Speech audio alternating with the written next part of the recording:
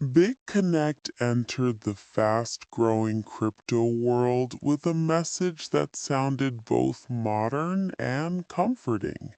You could lend your crypto, and a special system would generate steady returns for you. For many newcomers, this sounded like a bridge between the confusing world of digital assets and the familiar idea of earning passive income. The pitch often highlighted two ideas. First, that crypto markets move up and down so much that smart trading could profit from the movement. Second, that BitConnect had a method sophisticated enough to do this consistently.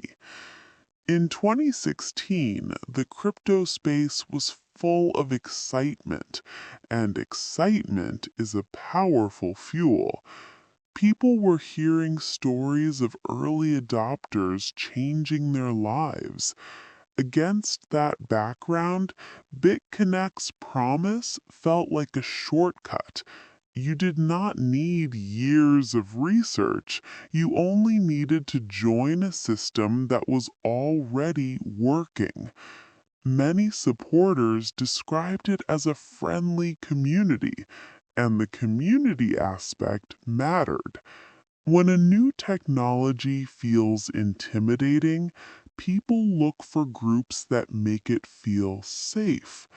BitConnect presentations often did exactly that. They replaced technical uncertainty with social certainty. BitConnect also introduced its own coin, and the coin became part of the emotional engine.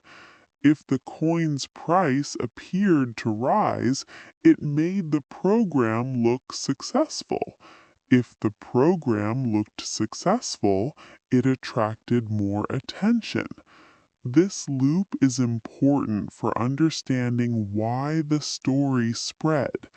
Growth itself became evidence, yet the kind of evidence people needed, independent verification of how profits were generated, was hard for ordinary investors to access.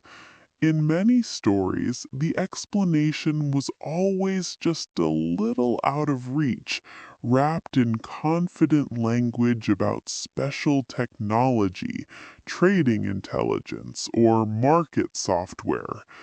The lending program was the center of gravity. People were encouraged to deposit funds and lock them in, expecting regular gains.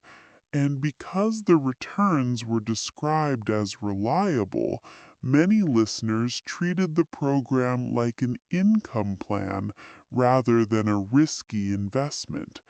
That shift in mindset is one of the most educational lessons from this case. The moment an offer encourages you to think, "This is steady," your brain stops asking, "What could go wrong?" In reality, anything tied to crypto markets carries uncertainty. When uncertainty is rebranded as certainty, it becomes a warning sign. As BitConnect's message traveled across countries, it often traveled through relationships, friends, family members, coworkers. That social pathway is not accidental. It is a proven growth mechanism. When trust comes from someone you know, you lower your defenses. BitConnect's story didn't need everyone to understand crypto. It needed enough people to believe they had found a rare advantage. By the end of this early chapter, BitConnect was not only a platform, it was a narrative. And once a narrative becomes identity, we are early, we are smart, we are building the future, it becomes emotionally difficult to question. That emotional difficulty is how many large financial deceptions survive their earliest doubts. As BitConnect expanded, its public face increasingly looked like a movement. Events and online videos gave supporters a stage to celebrate their results. Many presentations followed a familiar pattern: a personal story of transformation, a promise that the opportunity was still early, and an invitation to join before the next wave of growth. This format is persuasive because it sells more than numbers. It sells hope, belonging, and a sense of direction. A key feature of BitConnect's growth was the promoter network. According to U.S. authorities, BitConnect relied on promoters and commissions to attract investors into the lending program. In practice, this often meant the loudest voices had the strongest incentives to keep the message positive. When income is connected to recruitment, optimism stops being just an emotion and becomes a business model. That dynamic can quietly distort honesty, even among people who believe they are helping others. Many newcomers were drawn in by language that sounded technical but was hard to verify. Phrases like trading bot or volatility software created the impression of an advanced machine working behind the scenes. In an educational documentary lens, the question is not whether software exists, software always exists, but whether the claimed results can be confirmed independently. When verification is replaced by confidence, the audience is invited to trust the speaker's certainty rather than the system's transparency. This is where the story becomes deeply human. People joined because they wanted stability, dignity, and a path forward. Some wanted to pay debts, support parents, or create better options for their children. These motivations are normal and respectful. The problem is that scammers and deceptive marketers study normal human dreams, then build messages that match them perfectly. BitConnect's promise of steady gains met people exactly where they were vulnerable, not in intelligence, but in hope. As excitement grew, so did the pressure to stay loyal. In many communities, skepticism was treated as negativity. Doubt was reframed as a lack of vision.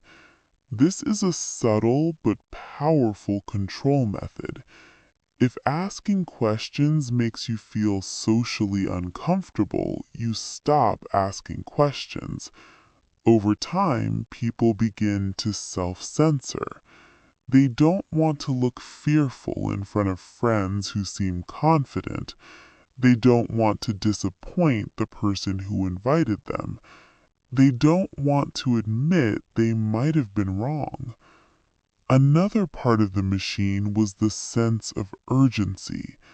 The message often implied that big rewards were for those who joined early. Urgency compresses decision-making time. It pushes people to act before they can research carefully. In healthy investing, time is your friend. You can pause, compare, and verify. In unhealthy schemes, time is treated like an enemy. Act now or you'll miss out. By late 2017, BitConnect had become famous in crypto circles. Fame, however, is not proof. This period is best understood as the peak of persuasion, a confident story, a growing crowd, and a system of incentives that rewarded selling the dream. When a program grows quickly and promises consistent profits, attention follows, not only from new customers, but also from regulators. In early 2018, the Texas State Securities Board issued an emergency cease and desist order related to BitConnect's investment programs, citing concerns including fraud and unregistered securities activity. This was a major moment because it represented a public official challenge to the narrative of safety and legitimacy. For many members, these warnings were emotionally confusing. On one side was the community they trusted, full of encouraging messages and success stories. On the other side was an authority saying, in effect, slow down, this may not be what it claims. When people are deeply invested, both financially and emotionally, they often interpret warnings through the lens of loyalty. They may believe critics don't understand crypto, or that regulators are simply behind the times. This is one reason warning signs can fail to stop a scheme early. The scheme has already taught people how to reinterpret criticism. As the pressure increased, some members experienced practical problems. The most telling stress point in these stories is usually the exit. In healthy systems, leaving is not dramatic. You can withdraw, sell, or transfer with clear rules. In fragile systems, leaving becomes harder, slower, or more complicated right when people want to do it.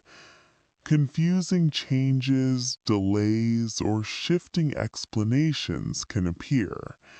The experience of friction often becomes the first private hint that something is wrong, even before a person has the language to explain it. Then, in January 2018, BitConnect announced it would shut down its lending and exchange platform.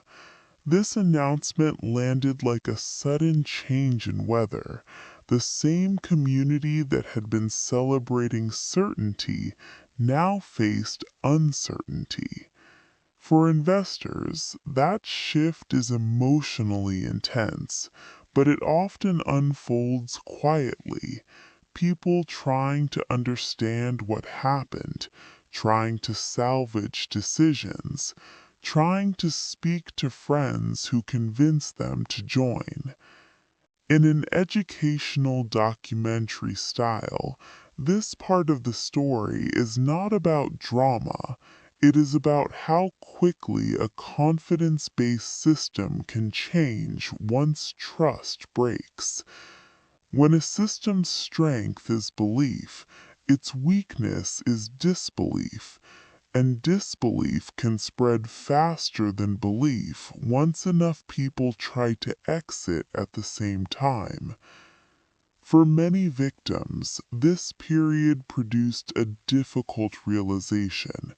The story they were sold was built to feel safe, but safety requires transparency. Regulators' warnings were not just legal documents, they were signals that the program's structure did not match the calm certainty it promised. After the shutdown, the BitConnect community fractured. Some people immediately concluded it had been deceptive. Others held on to hope that a solution would appear, that the coin would recover, or that leadership would restore what was lost. This split is common after large financial deceptions because the human mind resists accepting painful outcomes. Acceptance feels like surrender. Denial feels like a temporary shelter. In the months that followed, many investors tried to reconstruct their decision making. They replayed conversations, watched old presentations, and searched for a missing piece that would make the story make sense again. In that process, people often discover how persuasion worked on them. The confidence, the urgency, the social pressure, the promise of steady gains. What once felt like motivation begins to look like manipulation. This is also when the social cost becomes visible. Because recruitment played a role, many people felt shame or guilt. Some felt they had harmed friends by inviting them. Others felt betrayed by the friend who invited them. Relationships, often more valuable than money, became strained. A scheme that travels through trust can damage trust long after the funds are gone. In educational terms, this is the chapter where the true lesson becomes clearer. Financial deception is not only about numbers, it is about human networks. A person who loses money may recover financially over time. A person who loses confidence in their own judgment may struggle longer. That is why non-judgmental education matters. Victims need clarity without humiliation. They need to understand the mechanics of persuasion so they can rebuild healthy skepticism without becoming fearful of every opportunity. During this period, online discussions about BitConnect grew. Some discussions were supportive and focused on learning. Others became mocking, which rarely helps victims heal. The most constructive approach is to separate two ideas. First, that people can be fooled without being foolish. Second, that future protection comes from verification habits, not from shame. By 2020, BitConnect had become a reference point in crypto culture, a symbol used to warn others. But for real people affected, it was not a meme. It was a lived experience. And the next chapter would move from public debate toward formal accountability. In September 2021, the U.S. Securities and Exchange Commission charged BitConnect and key figures, alleging a large-scale fraudulent and unregistered offering tied to the lending program and a global promoter network. This matters because it clarified, at least from the regulator's perspective, that the issue was not a normal business failure. It was alleged deception in how the opportunity was sold. Around the same time, the U.S. Department of Justice described BitConnect as a fraud scheme and pursued criminal cases connected to promotion and leadership. According to DOJ releases, Glenn Arcaro, described as a top U.S.-based promoter, pleaded guilty in 2021. He was later sentenced, and authorities announced restitution efforts for victims across many countries. For victims, restitution announcements can feel like a small acknowledgement that what happened was real and recognized, even if it cannot fully restore what was lost. Then, in February 2022, DOJ announced the indictment of BitConnect's founder, Satish Kumbhani, describing a global scheme involving billions of dollars. The DOJ statement also noted he was at large. These facts shaped the public understanding of BitConnect, not merely a risky product, but an operation authorities believed was engineered to mislead.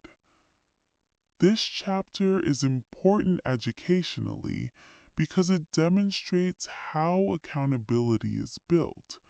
Regulators describe the alleged structure, prosecutors outline charges, and courts process evidence over time. It also shows why prevention is so valuable. Legal action can take years. During those years, victims live with uncertainty. The best protection is never needing that legal process in your own life.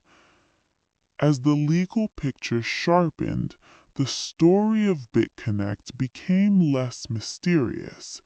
The magic explanations, steady returns from secret systems, began to look like a persuasive cover for something simpler, money moving in ways that benefited promoters and leaders while exposing ordinary people to the risk. BitConnect remains a real-world classroom because the pattern is not unique to one era. The methods, confidence, urgency, recruiting incentives, and the promise of steady gains can be reused with new names and new branding. That is why the BitConnect story still matters years later. It helps people recognize structure, not just headlines. The most powerful lesson is about verification. A serious investment does not fear questions, it welcomes them. If a platform cannot clearly explain how profits are generated, if the explanation depends on vague, special systems, or if the primary proof is testimonials rather than transparent evidence, that is a reason to slow down. BitConnect shows how easily humans confuse popularity with legitimacy. A crowded room can feel like proof, but crowds can be wrong together. Another lesson is about emotional safety. Schemes often make you feel you are joining something bigger than yourself. That feeling is pleasant, especially when life feels heavy. But pleasant feelings are not due diligence. The healthier path is to keep hope and still require clarity, written details, independent confirmation, realistic risk language, and the ability to exit without drama. BitConnect also teaches a relationship lesson. Never let urgency recruit your loved ones. If you care about someone, you protect them with time. Time to think, time to research, time to consult neutral sources. Healthy opportunities survive delays. Unhealthy ones often push you to act before you can ask the most basic questions. Finally, This true case teaches a compassionate truth. Victims deserve respect. Many were trying to build a better life. The responsibility belongs to those who designed and promoted deception, not to people who trusted a friend's confidence. Education works best when it replaces shame with understanding. And that is why BitConnect remains a meaningful documentary case study.